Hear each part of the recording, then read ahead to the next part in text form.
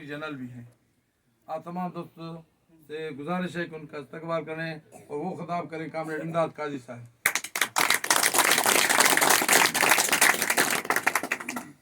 शुक्रिया जनाब, आप सबको मेरे दोस्तों और मेरी तरफ से सिर्फ सलाम हो। आज हम इकट्ठे हुए हैं, 22 दिसंबर है और इत्तेफाक से ये 22 दिसंबर इस साल उस मौके पर आया है जब मुल्क में इंतखाबात की गहमा गहमी है। वडेरे चौधरी खान और मलक सरदार मुख्तलिफ गांव गोठों में लोगों को झप्पियाँ डाल रहे हैं और उन लोगों को 5 साल पहले 4 साल पहले कोई फौतगी हो गई थी तो उसकी दुआ के लिए पहुंच रहे हैं। हम आपके लिए, आपके पास किसी वोट के लिए, किसी इंतखाब के लिए, किसी उम्मीदवार के लिए वोट लेने नहीं आए। हम आपके पास इसलिए आए हैं कि आपके बड़े बुजुर्गों ने एक बलूचिस्तान की शानदार तारीख रकम की थी, उस तारीख को आपके सामने बयान किया जाए। क्योंकि आप लोगों को तारीख वो पढ़ाई जाती है जिसका फैसला इस्लामाबाद में होता है, जिसका फैसला रावलपिंडी में होता है कि आपको क्या पढ़ाया जाए। मिसाल के तौर पर इन बुजुर्गों ने जिनकी कब्र पर आप दोस्त चले, आज उनकी तीसरी नस्ल है, इनसे पूछा जाए कि इन्होंने क्यों कुर्बानी दी और उनकी कब्र को क्या अहमियत है कि हैदराबाद से, खैरपुर से, ये हमारे जो मीर साहब हैं, ये खैरपुर रियासत के जो वालियान थे, हुक्मरान बादशाह था, ये उसका चचाजाद भाई है। ये क्यों आता है इनको सलाम करने, जबकि यहाँ उनकी दूसरी तीसरी नस्ल को पता ही नहीं है। तो वो तारीख आप तक बताई जाए और आपके अंदर जुर्रत पैदा की जाए उन बुजुर्गों की तरह जो डट कर लड़े थे। आज 22 दिसंबर के दिन उस तारीख को अलापने आए हैं, आपके सामने बयान करने आए हैं। वो तारीख क्या थी अब जरा सुनिए। ये इलाका बंजर ज़मीनें थी और इसे शामलात कहा जाता था। शामलात हर कबीले के सरदार के हवाले किया जाता था कि ये पूरे कबीले की मिल्कियत होगी और जब बारिशें वगैरह हों, यहाँ से पैदावार हो, तो बसगर मेहनत करे और वो सरदार एक जगह बैठकर फैसला करता था। अनाज पूरा उसके पास जाता था, वो अपनी मर्जी से दहकान को, बुजुर्ग को जितना चाहे कि दे। अयूब के ज़माने में एक रस्म शुरू हुई, जनरल अयूब के ज़माने में, कि फौजी जब रिटायर हो अफसर तो उसको ज़मीन दी जाए। तो इस इलाके के लिए अयूब के ज़माने में मंसूबा बना कि ये शामिलात ख़त्म किए जाएं और फौज से जो रिटायर बंदा अफसर होता है उनको ज़मीनें अलाट की जाएं। और ये सिर्फ यहाँ के लिए नहीं, बल्कि बलूचिस्तान में, सिंध में और पख्तूनख्वा के मुख्तलिफ इलाके और पंजाब में ये सिलसिला शुरू किया गया। और यहाँ पर भी इस सिलसिले में सर्वे की गई कि कितनी ज़मीन है, उसका पानी का इंतज़ाम कैसे होगा। इस दौरान अयूब के ख़िलाफ़ तारीख शुरू हो गई और जुल्फ़कार अली भुट्टो एक लीडर के तौर पर उभर के आया। हालांकि अयूब खान के ख़िलाफ़ जो तारीख चली उसमें तमाम सियासी पार्टियों ने जोर लगाया, लेकिन अयूब को हिला नहीं सके। लेकिन हमारी पार्टी, जिसका ये जिक्र कर रहे दोस्त, ये दरांती वाली कम्युनिस्ट पार्टी, हारी कमेटी, इन्होंने तजवीज़ रखी तारीख वालों के सामने कि मजदूरों और किसानों को भी तारीख का हिस्सा बनाया जाए ताकि आपकी तारीख ताकतवर और मुअस्सर हो।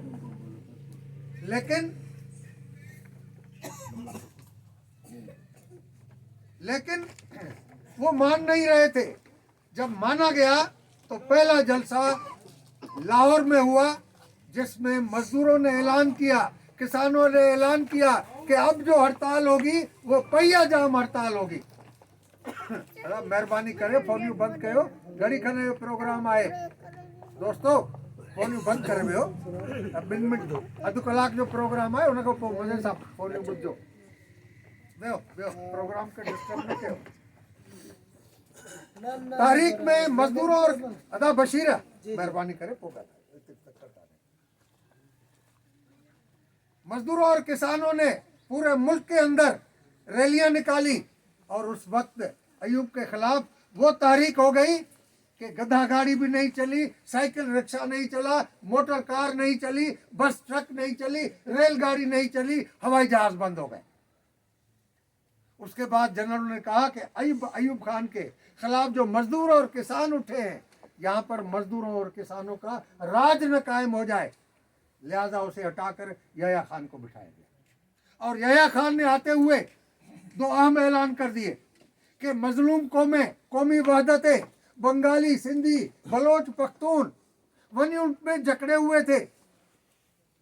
पंजाब की जनरल और अफसरशाही वो बाकी इन सूबों के वडेरों और जागीरदारों से मिलकर हुक्मरानी कर रही थी, जिसके खिलाफ कौमी वहदतें लड़ रही थी। तो एक ऐलान किया यहया ने कि वन्य तोड़ दिया, सूबों को बहाल कर दिया और बलोचिस्तान पहली मर्तबा सूबे की सूरत में उस ऐलान के नतीजे में सूबा बना। बलूचिस्तान को हाई कोर्ट नहीं थी, बलूचिस्तान को हाई कोर्ट दी गई, वरना बलूचिस्तान की हाई कोर्ट सिंध की हाई कोर्ट होती थी। ये उन मजदूरों और किसानों की लड़ाई के नतीजे में हुआ। और फिर उन्होंने मजदूरों के लिए यहया खान ने ऐलान किया कि कमीशन बिठाते। एयर मार्शल नूर खान की क़यादत में कमीशन बिठाई, जिन्होंने तजवीज़ किया कि मजदूरों को कैसे मुतमन किया जाए और ट्रेड यूनियन लॉज बने, कवानीन बने और मजदूरों के लिए बुढ़ापे में पेंशन दी जाएगी, वो कानून बना। मजदूर काम करने के दौरान मर जाता है तो उसकी डेथ ग्रांट यानी मरने का मुआवजा वो कंपनी और सरकार अदा करेगी, जो 5 लाख तक था। अब 5 लाख बन चुका है, उस वक्त 1 लाख था। मजदूर की बेटी की शादी होगी तो फैक्ट्री का मालिक या सरकार उसकी बेटी के लिए जहेज के लिए रकम देगी। मजदूर की जरूरतें पूरी नहीं हो रही, लिहाजा उसकी बीवी को सिलाई मशीन दी जाए ताकि वो घर में बैठकर काम करे, ताकि उस खानदान की आमदन इजाफा हुआ। ये क्यों हुआ? क्योंकि मजदूरों ने जदोजहद की। अब यहाँ पर जुल्फकार अली भुट्टो मैदान में उतरा और यहाँ मजदूरों ने और किसानों ने नारा लगाया कि फैक्ट्रियां मजदूरों की होंगी, जमीनें किसानों की होंगी। और फिर तारीख में जान आ गई तो भुट्टो ने आके कहा कि मैं इक़्तिदार में आऊंगा तो जमीन किसानों को दूंगा, फैक्ट्री मजदूरों को दूंगा। जुल्फकार अली भुट्टो इक़्तिदार में आ गए। जब इक़्तिदार में आया तो उन्होंने मार्शल लॉ रेगुलेशन 115 जारी किया कि ज़रूरी इस्लाहात करेंगे। किसी वडेरे के पास फी फर्द 200 एकड़ से ज्यादा जमीन नहीं होगी। हमारा एतराज था कि फी फर्द नहीं, क्योंकि वडेरे के घर में 20 अफराद हैं तो आपने 4,000 एकड़ तो ऐसे ही दे दी। हमने कहा कि फी खानदान जमीन दो। जब उन्होंने ऐलान किया कि बेजमीन किसान को, बेजमीन बसगर को 16 एकड़ जमीन दी जाएगी, तो हमने कहा जब किस बसगर को फी खानदान 16 एकड़ दी जा रही है तो वडेरे और सरदार को भी फी खानदान 200 एकड़ जमीन रखने की इजाजत दो। नहीं माना गया, लेकिन कुछ अच्छा हुआ और उसके नतीजे में इस इलाके की जमीन के लिए एक पंजाबी डिप्टी कमिश्नर मुकर्रर हुआ। इस इलाके में पंजाबी था और उन्होंने आके किसानों के इलाके में मजलिस लगाई और मजलिस लगा के किसानों से कहा कि कौन से सर्वे नंबर पर कौन किसान काश्त करता है बताओ, ताकि आपको जमीनें दे। लेकिन यह डर और खौफ था, कोई ये कहने को तैयार नहीं था। उस जमाने में यहाँ पर कुछ समझदार लोग थे, जिसमें हमारी कम्युनिस्ट पार्टी के साथ एक बंदा राब्ते में था, उसका नाम था खुदारिनो पंद्रानी, जो टेलरिंग का काम करता था डेरा मुराद जमाली में। उन्होंने और कुछ दूसरे लोग जो पीपल्स पार्टी में थे, उनके साथ मिलकर, और सिंध से हमारे जो सिंधारी कमेटी में बलोच दोस्त थे जैसे गुलाम हुसैन शर, वो यहाँ आए और लोगों को आके गांव गोठों में कहा कि आप डिप्टी कमिश्नर के पास जाएं, दरखास्त दें कि ये जमीन मैं काश्त करता हूं, मुझे दो। उसके बाद लोगों ने जिन्होंने दरखास्तें दी उनको जमीनें दी गई, और ये इत्तेफाक से वो जमाना आ गया जब जुल्फकार भुट्टो के खिलाफ तहरीक शुरू हो गई, यानी 75-76 की बात है, और 77 में भुट्टो की हुकूमत खत्म हो गई। जब हुकूमत खत्म हो गई तो ज़ियाउल हक, जो उन सरदारों, वडेरों और जागीरदारों और सेठों का नुमाइंदा था, उन्होंने मुल्तान कॉलोनी टेक्सटाइल मिल में मजदूरों की हड़ताल चल रही थी कि हमें बोनस दिया जाए। बोनस का मकसद ये है कि फैक्ट्री ने पिछले साल के मुनाफे के मुकाबले में कितना ज्यादा मुनाफा कमाया है, उसका एक हिस्सा मजदूरों को इजाफी तनख्वाह की सूरत में अदा किया जाए। मजदूरों के उस एहतजाज पर उन्होंने फायरिंग कराई, जिसमें 7-8 मजदूर शहीद हो गए। इसी तरह सिंध में डारकी का इलाका, जो अब डिस्ट्रिक्ट घोटकी में है, उस वक्त सखर डिस्ट्रिक्ट में था, वहां पर general Naseer Akhtar, air marshal Asghar Khan, air marshal Noor Khan, इनको जमीनें अलाट की गई थी। वहां पर किसानों ने मोर्चा बंद होकर मुकाबला किया कि ये जमीनें जब बंजर थी, जब रेत उड़ती थी, तब हमारे ऊंट, हमारी भेड़ हम चरवाते थे और प्यासे मरते थे इस जमीन पर। अब जब वहां पर पानी आया है तो जनरल को जमीन कैसे करने देंगे। मुकाबला किया, लड़ाई हुई, कुछ मजदूर शहीद हुए, और आखिर हुकूमत ने फैसला किया कि ये जमीन किसानों को दो। जब ज़ियाउल हक आया तो फिर जनरल जाग उठे, उन्होंने कहा जमीन वापस लेंगे। वहां पर भी किसान मजदूर खड़े हो गए, मुकाबला किया, लेकिन क्योंकि वहां पर कबायली निजाम नहीं है, यहाँ पर जमाली सरदारों ने ज़ियाउल हक की मदद से, पुलिस के मार्फत, लेवीज के मार्फत, बलूचिस्तान रिजर्व फोर्स होती थी उस जमाने में, उनकी मार्फत ये जमीन छुड़ाने की कोशिश की।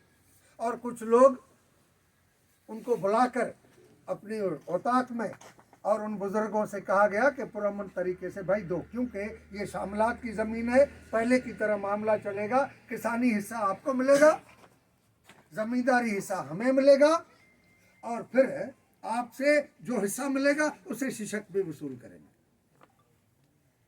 यहाँ के किसानों ने हमारे डेरा मुराद जमाली में जो दोस्त थे उनसे रब्ता किया, और उन्होंने कराची में हमारे दोस्तों से रब्ता किया। हमने कहा कि मत दो, मुकाबला करो, और वो जम गए कि हम नहीं देंगे।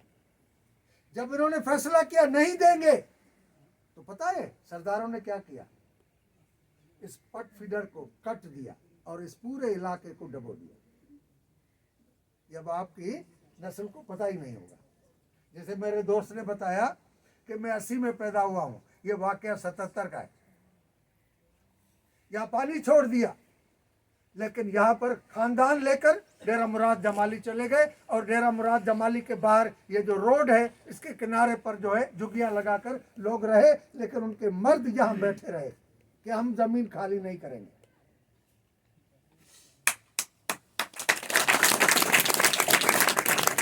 उसके बाद महीने 2 महीने के बाद, यानी नवंबर की बात है, नवंबर में एक सरगर्मी शुरू हो गई कि मुख्तलिफ बंदूक बरदार इन इलाकों के इर्द गिर्द घूमने लगे और कोशिश करने लगे कि लहड़ी सरदार से बात की जाए, रक्षानी सरदार से बात की जाए, मुख्तलिफ कबीलों के सरदारों से बात की जाए, और उनसे कहा जाए कि अपने कबीले के लोगों को आप समझाएं कि इन शहर के लोगों के कहने में, बहकावे में ना आए। ये कबीले का मामला है, ये कबीले की शामलात है, ये जमीन पर कब्जा छोड़ दे। लोग नहीं माने। आखिर दिसंबर के 15 तारीख से उन्होंने मुख्तलिफ ये जो बाह है, शाखें हैं, इनके इर्द गिर्द कोई 300 के करीब मुसल्ले लोग आके बिठा दिए। वक्त ब वक्त फायरिंग करके हैरासमेंट पैदा करने लगे। यहाँ के लोगों ने पहले सोचा कि क्या करें, कबीलों के सरदारों का वो भी बोझ आ रहा था, लेकिन आखिर यहाँ कट हुआ। जो तारीख बताती है कि एक यहाँ पर बहुत बड़ा तालाब था जहाँ से पानी पिया भी जाता था, जानवरों को भी दिया जाता था। पता नहीं ये है या कोई और है, इधर ही है। वहां उसके किनारे लोग इकट्ठे हुए और उन्होंने फैसला किया कि ये जमीन हमारी है। अब कैसे है, उसमें भी एक समझदार आदमी था जिसके मैं बातें मानकुलात आपको बताता हूँ। पहली बात, और ये इस्लाम की बातें आपको बता रहे हैं। कुरान शरीफ में और हमारी अहादीस में और हमारे इस्लामी अमायदीन ने बताया है कि अल्लाह ताला ने जन्नत में हजरत आदम और हवा को रखा हुआ था और उन्हें कहा था, भाइयों बहनों, के उनसे कहा हुआ था कि इस पौधे के करीब मत जाना, बाकी जो चीज है आप खाते रहे। लेकिन उनके अंदर तजस्सुस हुआ। पता नहीं 100 साल 200 साल के बाद उन्होंने ये सोचा कि इसको भी खा के देखे, और उन्होंने खाया। उसके नतीजे में अल्लाह ताला ने नाफरमानी के बदले उनको सजा दी और क्या कहा कि अब यहाँ पर बैठ के आराम से खा रहे थे, कोई मेहनत नहीं कर रहे थे। अब आप जमीन में जाओ, मैंने तुम्हारे लिए जमीन में सब कुछ रखा हुआ है, उसको जाके खोदो और अपने खुराक की जरूरतें पूरी करो।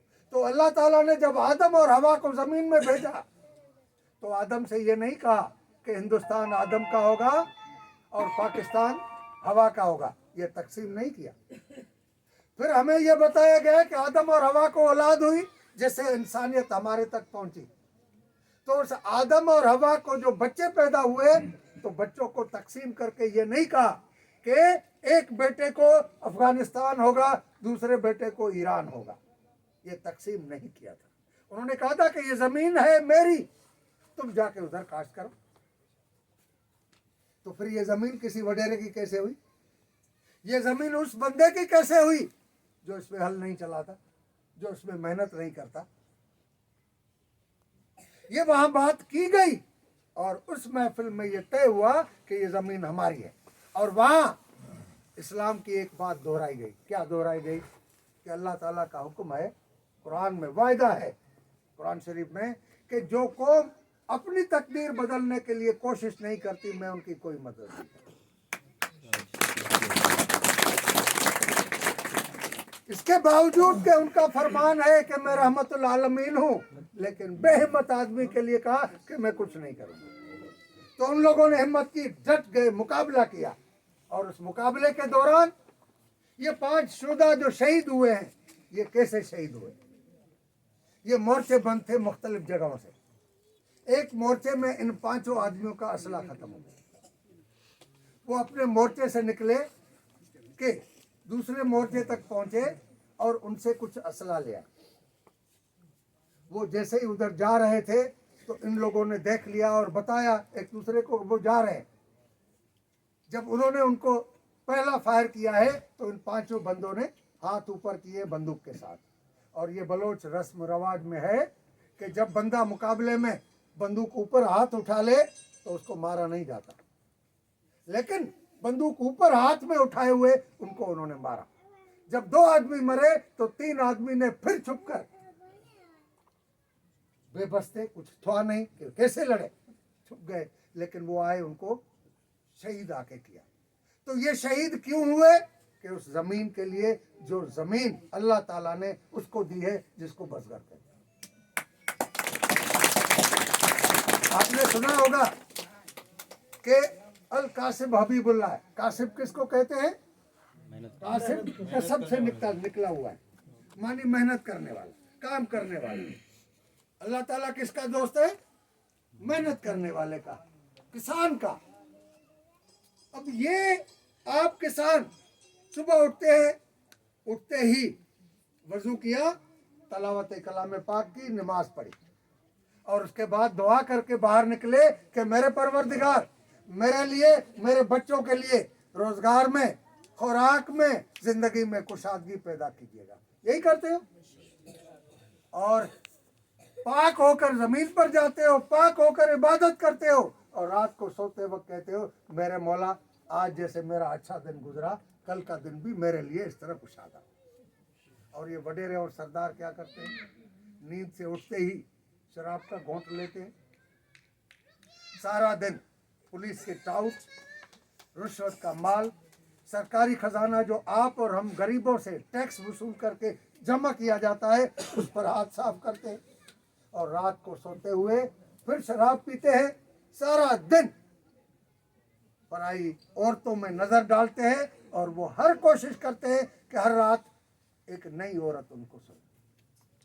तो उन पर तो अल्लाह मेहरबान नहीं होगा ना। हम यहाँ आपके पास आए हैं, आप हमें मेहमान समझ के हमारी खिदमत कर रहे हैं, अच्छी जगह पर बिठाया है। तो अल्लाह ताला का जो दोस्त है वो तो भूखा रहे, उनके बच्चों के लिए इलाज का बंदोबस्त ना हो सके, उनकी तालीम का बंदोबस्त ना हो सके, उनके लिए पक्का घर ना हो सके और जो अल्लाह के हुक्म से दूर हो, सारा दिन नाफरमानी करे, वो महलों में रहे, ये कैसे मुमकिन है? इसलिए हम इनका दिन मनाते हैं कि वो आदमी जो कहता है कि जो बोएगा वही खाएगा और उसके बदले उन्होंने शहादत नसीब की। हम इस वजह से उनकी कब्र पर सलाम करने आते हैं और पूरी दुनिया में इस तरह के हक पर लड़ने वालों को, पूरी दुनिया के बहादुर, मज़ाहमतकार, इनकलाबी लोग उनको सैल्यूट करने वहां पहुंचते। ये शहीद जो हो गए, आपके वालिदैन होंगे, आपके चचा होंगे, मामा होंगे, नाना होंगे, दादा होंगे, लेकिन मेरे उनके साथ कोई खूनी रिश्ता नहीं है। मीर साहब का कोई खूनी रिश्ता नहीं है, इनका कोई खूनी रिश्ता नहीं है, इसका कोई रिश्ता नहीं है, इसका कोई नहीं है। ये कोयटा से दोस्त आए हैं, ये ज़ुहैब है, वो तारिक है, यहया सुल्तान है। ये यहाँ पर क्यों आए हैं? और फिर जो उन्होंने जमीन हासिल की उससे फायदा कौन उठा रहा है? उसके खानदान वाले। हमने उससे एक नवाला भी कभी नहीं खाया। हम क्यों आए? हम इसलिए आए हैं कि हर वो बंदा जो अपने हक के लिए लड़ता है वो हमारा रहबर है, वो हमारा साथी है। और इस तरह की लड़ाइयाँ पूरे मुल्क में हो रही है, पूरी दुनिया में हो रही है। बलूचिस्तान में अभी तक सरदारों ने तालीम से दूर रखा है, इल्म से दूर रखा है। हाँ, हर एक बंदे का अकीदा होना चाहिए, मजहब होना चाहिए। कोई बंदा अल्लाह ताला की इबादत करना चाहता है तो उसको हक होना चाहिए, उसकी हिफाजत होनी चाहिए। कोई बंदा गॉड को मानता है, कोई बंदा किसी और चीज की पूजा करता है, उसको हक होना चाहिए। लेकिन अकीदत, इबादत अलग चीज है, जमाने के मामलात अलग चीज है। कि आपके रास्ते में सड़क नहीं बन रही, टुकड़ा बना दिया है और जो टुकड़े में मटेरियल इस्तेमाल किया है, किसने इस्तेमाल किया है? अब इसकी अल्लाह ताला से शिकायत करेंगे? नहीं, उन हुक्मरानों से करेंगे, उन वडेरों से करेंगे जिसके हाथ में हमारी हुकूमत है।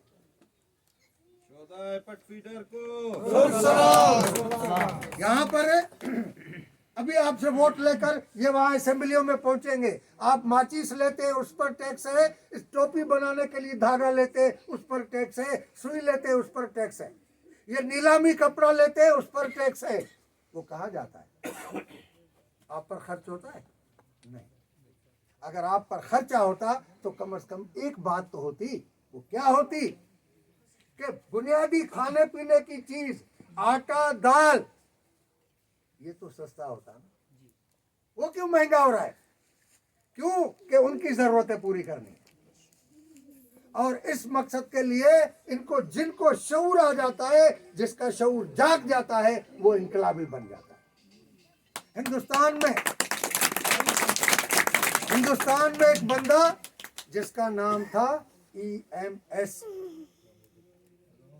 और वो नमूदरी खानदान था। नमूदरी मानी जिस तरह पीर पगाड़ो साहब है, और उनका जो पगदार होता था उसको पद कहते थे। तो EMS नमूदरी पद, उसका वालिद बहुत बड़ा पीर था और उसके दादा खानदान, और लोग उनके पास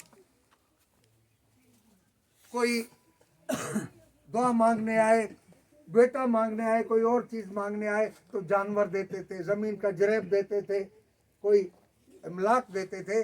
नतीजे में उस केरला शहर, केरला का बड़ा शहर जो है, उसके दुकानों की मार्केट अक्सर वो नमूदरियों की मिल्कियत थी, और उसकी जो जमीन थी जरूरी वो भी अक्सर नमूदरियों के पास थी।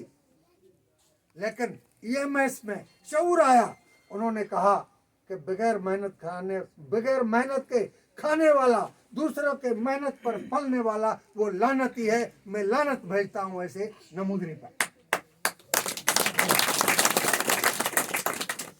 उसके कामरेड आए, उसके वालिद ने बुलाया, कहने लगा कि भाई मैं अब आखिरी अयाम है, मैं जा रहा हूँ, बेटा एक है, इसको समझाओ शादी करे ताकि मैं इसके शादी का खुशी देखूं, इसका कोई बेटा पैदा हो मैं देखूं। उनसे कहा गया, उन्होंने कहा कि हाँ, दोस्तों से बाहर कहा कि मैं बाहर बताऊंगा। जब बाहर बैठे तो दोस्तों ने, कामरेडों ने पूछा कि शादी क्यों नहीं कर रहे हो यार?